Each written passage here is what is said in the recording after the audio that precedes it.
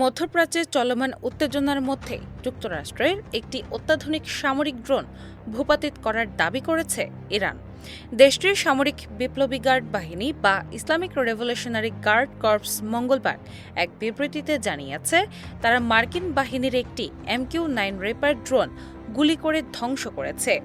IRGCর দাবি অনুযায়ী ঘটনাটি ঘটে উপসাগরীয় অঞ্চলে ইরানের আকাশসীমা লঙ্ঘনের সময়। একই সঙ্গে তারা আরও দাবি করেছে, যুক্তরাষ্ট্রের একটি RQ-4 গ্লোবাল হক ড্রোন এবং একটি F-35 লাইটিং যুদ্ধবিমানও ইরানের আকাশসীমায় প্রবেশ করেছিল। পরে সেগুলো সরে যেতে বাধ্য হয় বলেও উল্লেখ করা হয়েছে বিবৃতিতে। ইরানের রাষ্ট্রীয় সংবাদ সংস্থা IRNA এই বিবৃতি প্রকাশ করেছে। সেখানে বলা হয়, মার্কিন ড্রোন ও যুদ্ধবিমানগুলো উপসাগরীয় এলাকায় ইরানের আকাশসীমা লঙ্ঘন করেছিল। IRGC আরও জানায়, মার্কিন বাহিনীর পক্ষ থেকে যুদ্ধবিরতি লঙ্ঘনের সময় যে কোনো প্রচেষ্টার জবাব দেওয়ার অধিকার তারা সংরক্ষণ করে। এদিকে মঙ্গলবার সকালে ইরানের আধা সরকারি সংবাদ মাধ্যম ফার্স নিউজ এজেন্সি এক প্রতিবেদনে জানায়, হরমুজ প্রণালীর কাছে লারাক দ্বীপের দক্ষিণে একটি ইরানি জাহাজে যৌথ হামলা চালিয়েছে যুক্তরাষ্ট্র ও ইসরায়েলের বিমান বাহিনী। প্রতিবেদনটিতে দাবি করা হয়, ওই হামলায় কয়েকজন ইরানি নাগরিক নিহত হয়েছেন।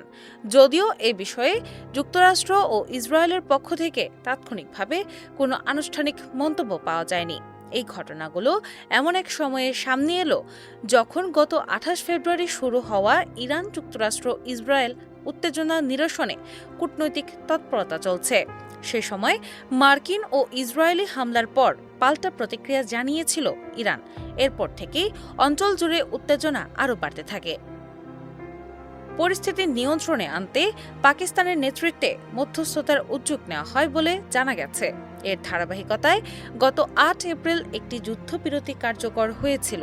পরবর্তীতে মার্কিন প্রেসিডেন্ট ডোনাল্ড ট্রাম্প সেই যুদ্ধবিরতির মেয়াদ অনির্দিষ্টকালের জন্য বাড়ানোর ঘোষণা দেন।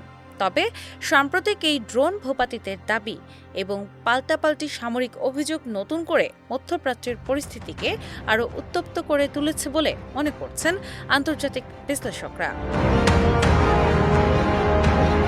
ডেস্ক রিপোর্ট, বাংলা বাজার পত্রিকা।